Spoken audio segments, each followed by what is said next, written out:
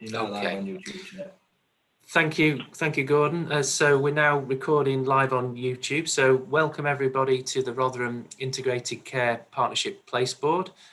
This is our public session, and the agenda should be circulated to all members of the meeting. We have apologies from Sharon Kemp from RMBC, from Catherine Singh from RDASH, and from Ian Atkinson from Rotherham Clinical Commissioning Group. Any other apologies anyone wishes to record? Michael Wright? Richard Jenkins, please, Chris, thank you.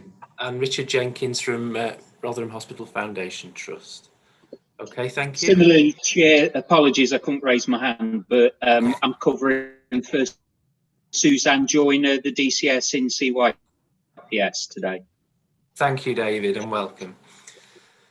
So thank you, everybody. So we'll get on with our agenda. So we haven't received any patient and public questions, but if anyone does wish to send them, please do send them in to us. We'd be more than happy to take them. The first item on our agenda is an update on the South Yorkshire and Bassetlaw Integrated Care System Digital Transformation Strategy and Overview. So Dr. Cullen and Andy Clayton, would you like to take this item? Yeah, thanks, Chris. So obviously I'm here, I'm a member of this group because I'm the chair of Rotherham CC, but for this item I am the ICS SRO for the digital workstream. So just for clarity. So I don't intend to talk very much about the first SYB ICS digital strategy because we've attempted to do something different in terms of Andy's going to do a presentation about how the stuff we're doing at Place is integrated in that strategy to make the strategy a bit more sort of digestible and understandable from a Rotherham point of view.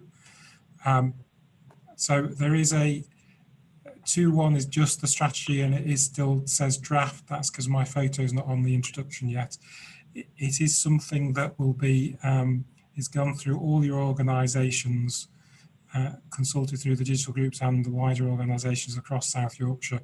If you look towards the end of the slide pack on 2.2, it gives a demonstration of how widely we've consulted on it to get a consensus. I think there's nothing contentious in the document. I think it fits very nicely in what has been put in the Integrated Care System Framework paper nationally and fits in with all the national agenda. And it fits very nicely in what we're already doing in Rotherham. I think it's key that we have an ICS strategy because it needs to do things about health inequalities. And we need to make sure that digital does not become another inequality across South Yorkshire because what COVID has demonstrated is that the use of digital is being used extensively across health, social care and the wider things. And we're in danger in health of generating another inequality unless we grasp the agenda and keep digital at our forefront. But digital inclusion and using digital to reduce health inequalities needs to be at the forefront. And that's really at the core of the strategy. And also it's about making sure all our staff and workers within health have that same access to that digital capabilities to allow them to deliver that digital skills. This will be signed off hopefully completely, having gone through every organisation that we can think of in August at the HEG at the ICS, and will form then the base of the strategy that moves forwards. But I think, as said, I think I'll move on to item 3 to let Andy update about what's happening in Rotherham, but relates to the overall ICS strategy, and then we can deal with questions about any of the papers at the end. That's all right. So over to you, Andy. Thanks, Richard. Am I able to share my screen? Yeah, lovely. Is that coming up? Yeah.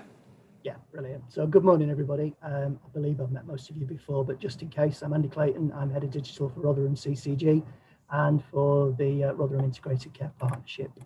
Going to take you through a quick slide set this morning, just giving you an overview of the PMO that we've established. Show, as Richard says, that alignment between our digital programme and the ICS broader digital programme. Give you an update on some key projects and update you on the digital aspirant programme. So we have established a PMO for digital. It's a new PMO that we established in April this year. It's established really well. Partners are engaging with it great. It's intended to be a supportive PMO, not a governing PMO, coordinating a whole range of projects that are both cross-place projects and some projects that are just discrete to individual partner organisations. At the moment, we've got 69 projects running inside that PMO.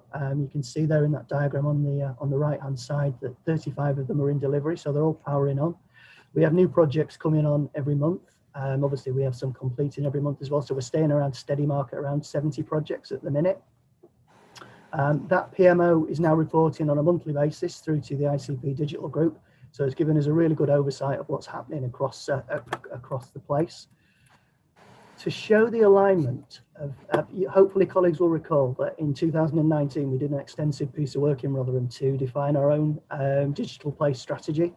That was approved at the ICP board in November 2019. And now obviously, as Richard's just related, we've got an ICS digital strategy. It's really encouraging that we've got a really close alignment between the ICS digital strategy and our digital strategy. I think it gives us a level of assurance that they've worked now and 2 years later on a strategy that looks very, very sort of closely aligned to what we're doing. Diagram there just shows you the read through. So the left-hand column is sort of the strategic headings in the Rotherham digital strategy, and then those on the right are the strategic areas in the ICS digital strategy. As you can see, very close alignment. The only real difference is the workforce one, but workforce is one of the 4 areas that we tackled in our underpinning capabilities, along with IG and standards and digital inclusion. So the work we're doing to deliver the Rotherham strategy has got an effective read through straight onto the ICS digital strategy. It's not going to really cause us to change course at all. You can see on that slide of the 69 projects that we're currently have got underway in the PMO. I've tried to show how they align there to the ICS digital strategy, and they do strongly align. So if I move on just to a few key project updates, some of the key things that hopefully many of you will be aware of, we've had going for a while now. The Rotherham Health Record continues to go from strength to strength. Very useful during the pandemic period. We saw a good growth in GP usage. They found it really helpful for working with care home patients, non-registered care home patients. There is a minimal viable product specification out now in the current NHS operating plan, requiring all areas to have a shared care record. Ours has been reviewed against that specification, and it's deemed to have met it. The ICS conducted that review on our behalf. And we're the only area in South Yorkshire and Bassetlaw that's got a shared care record that does meet that specification. So we're seen really as the exemplar in SYB at the moment. On the Rotherham Health app, that has also continued to grow through the pandemic period. It grows now by about just shy of 1,000 users a month. 14.9% of the eligible population, about 12.6% of the overall Rotherham population now using the Rotherham Health app. The future of the Rotherham Health app is sort of impacted by the ICS digital strategy, because the ICS aspired to have a place-wide digital platform for South Yorkshire and Bassetlaw citizens. So what we will do is look to align to that SYB platform over the years. It's not procured yet, so we need to keep the Rotherham Health app going, which we're going to do. The contract expires this September, so we're going to put another year's extension in on that contract and then look to align with the SYB platform as we move forwards. Population health management, still very much a focus of addressing the health inequalities agenda. We use in Rotherham a tool called Radar for part of our risk stratification in primary care. The ICS are looking at the Radar tool as a way of providing population health management dashboards. Because it's already used in Rotherham and only currently in South Yorkshire and used in Rotherham, we've been selected to pilot those population health management dashboards. So we're working that up now. It'll be a place-wide pilot, but it will engage colleagues across the ICS so they can see the benefit of what those dashboards deliver. And the final area is digital literacy and inclusion. I think we had a slower start on that. We were just getting going as the pandemic hit, but we have managed to keep some trajectory going. So we've got 3 things running at the moment. We've got a work pilot going off that's been supported by the ICS, where we've been doing an inclusion project with Age UK. A number of citizens have been supported through that. We are now working with Rotherham Council using some of the digital aspirant programme monies to actually put our own employ a digital inclusion programme lead, which I'll come into in a moment.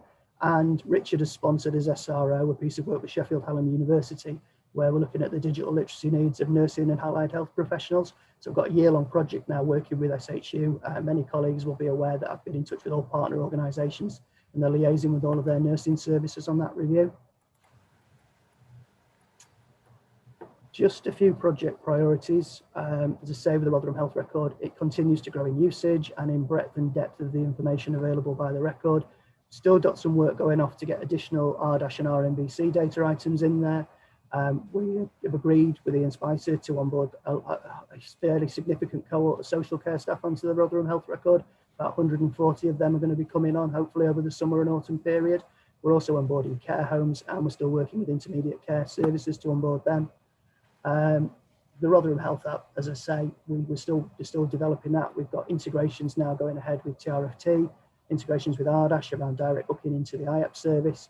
We're exploring with the local authority how we might signpost to their citizen platform as well. Population health management, we are going to pilot the dashboards on behalf of the ICS. And we're also working with James and his team at TRFT to establish a shared analytics resource. A service that with the grand name of the Rotherham Office of Data Analytics that we're looking to establish as soon as possible. And the digital literacy inclusion is a really exciting agenda, working with the local authority now to get a dedicated team in place using the digital aspirant monies to move forward with our digital inclusion programme. Thought it'd be wise to give you all a quick update on the digital aspirant programme funding. This was happening just as we went into the pandemic period, so colleagues might not recall it, but this was a 3-year programme to bring £12 million worth of investment into Rotherham.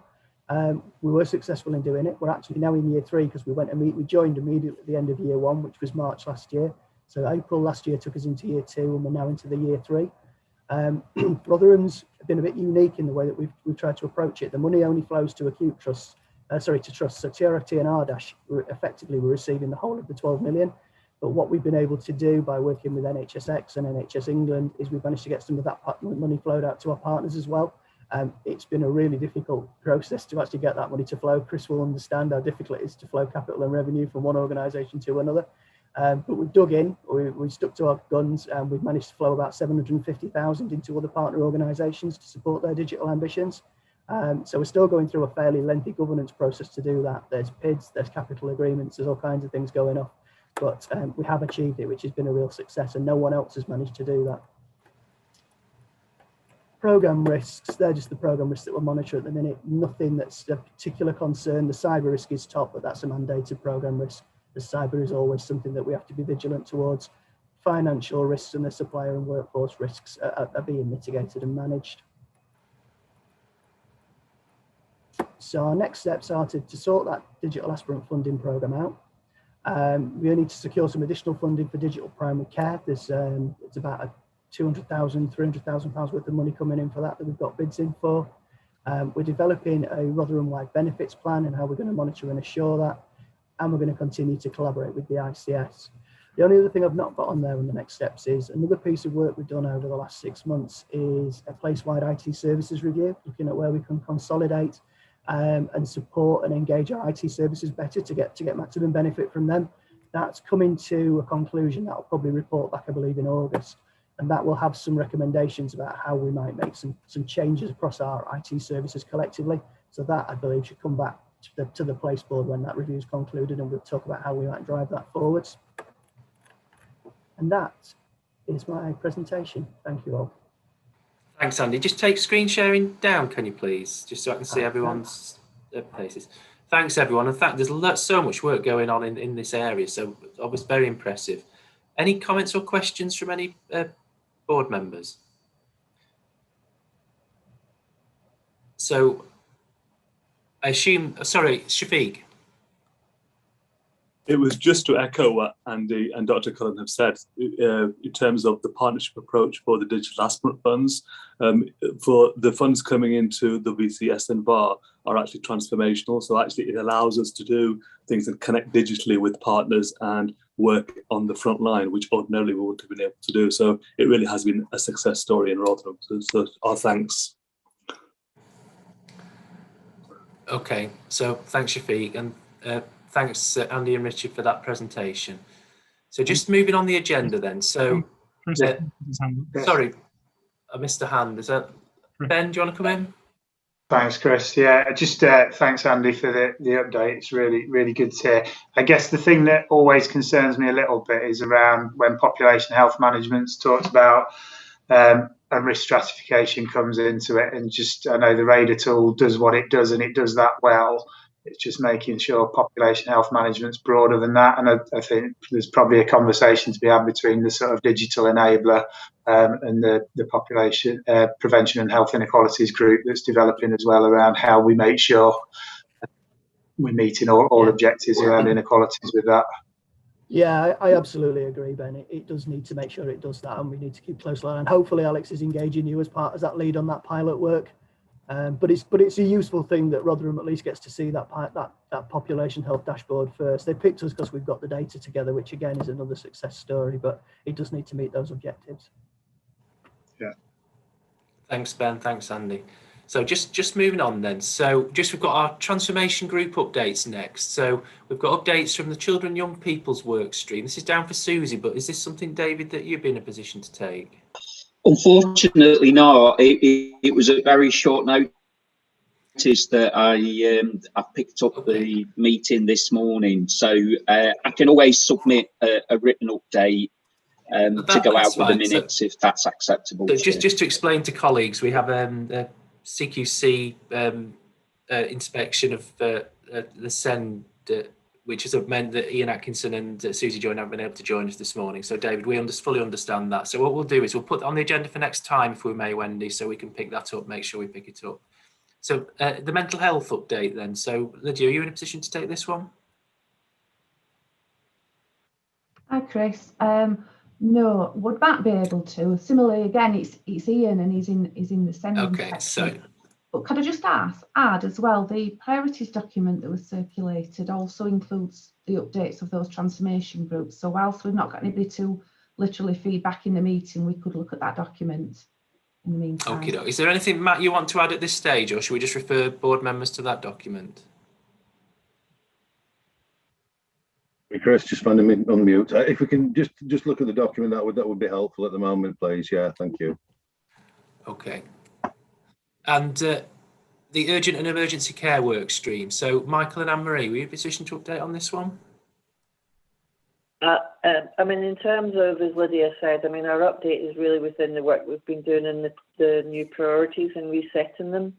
And those continue to be the sort of like the main issues in terms of reablement and intermediate care and ongoing with care homes, which have always been ongoing even before COVID. I don't know if Michael wants to add anything. Yeah, thanks. Just to reiterate that, so I think we're getting traction. We've got a number of initiatives that we're working on. We did achieve quite a lot already, and I think it will definitely add some value.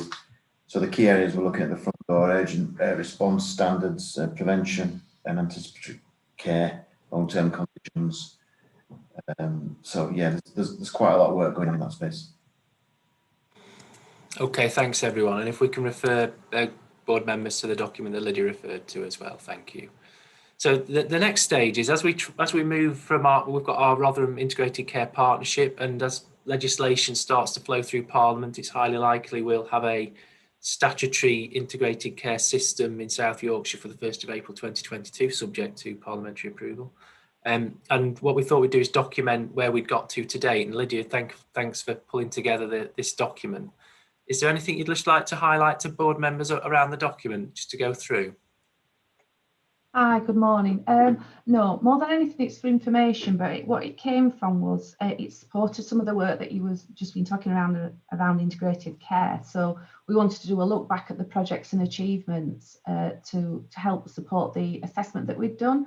So I've taken it from place plans, different updates that we've done along the way, and we just thought it was really quite useful and quite informative for people to look back on. I would say that it's not an exhaustive list, so there might be some other things that we've taken forward and other achievements, and there probably is some duplication along there because of the passage of time that it's covered, but it was just really for information. I think there's two other uses for it, I think, Lydia, as well, isn't there? We can use it as evidence as we start to go through an assurance process, as Rotherham will look to take on full delegation as an integrated care partnership as we move into a South Yorkshire and Basset Law system. And also, like you say, information for partners as well to make sure that the good practice is shared as well. Councillor Roach, would you like to come in? Yeah, two things. I think, first of all, we don't do enough, and that's across Rotherham, to share good practices. And I think this shows some extremely good achievements of Placeboard. But secondly, as it's dated 18 to 21, I just wonder if bits of the grammar should be changed. I mean, very quickly, one example, when it's talking about the health record, it says RMBC to come on board 2018-19. Shouldn't that be changed to came on board, just to sort of get that, it looks like it's still to happen the way it's written. And that's one example. There's a couple of others through the document as well. Okay, thanks, Councillor Roach. What we'll do, we'll take that feedback and just have a look, Lydia, won't we? Yeah. And, can I just mention, it simply was a cut and paste, so that's why it probably does look a bit like that. But I think we could turn it into a more polished document. So we'll take that on board and work on it. Thank you. Any other comments from anyone else? And can I just ask members to socialise it within your organisations as well to make sure we get this through, so everyone can take that as an action. And what we will do is, as we move into assurance processes, we will use this as evidence to show our track record to date as well. Thanks, Lydia. So just moving back to our agenda. So we have the NHS System Oversight Framework and Metrics for 21-22. Again, this is for information for board members. I'm happy to take any questions or comments if anyone has them. I wasn't intending to go through in detail. If anyone does have any questions or comments, they're more than welcome. Okay.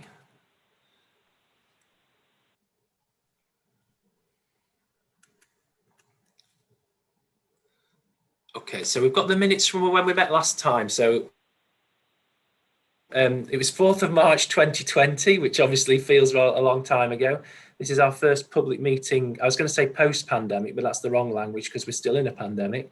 But it's the first time we've been able to meet in public as part of our governance processes.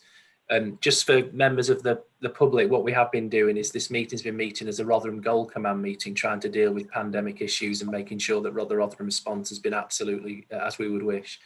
And as we move now into the next phase of the pandemic, we're trying to continue to work on the pandemic response, but also meet in public with our development agenda as well. So in terms of the minutes, I'm just going to ask members to approve them. If anyone has any comments, please do. I'm sure you probably don't recall the meeting because it was in 2020, but if anyone does have comments, please, now's the time. Okay, thanks everyone. So I'll take silence as assent and we shall sign those off as an accurate record of the meeting. Thanks everybody. So in terms of communications to partners, it's very important that if we could share the digital strategy information that's been presented to us this morning, if we can share the update document as well, the achievement document we've covered, if people can socialise that within your organisations, and also the system oversight framework and metrics. If we can communicate that wider, that would be much appreciated.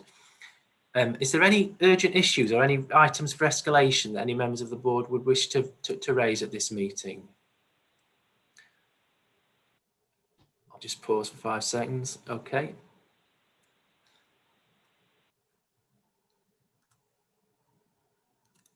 Just bear with me.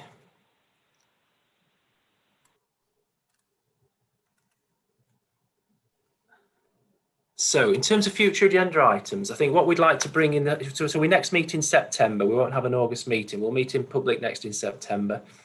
The plan is to bring our Rotherham Place development plan, which is the idea is we're developing our integrated care partnership to be fit for purpose to take on statutory delegation from the 1st of April 2022.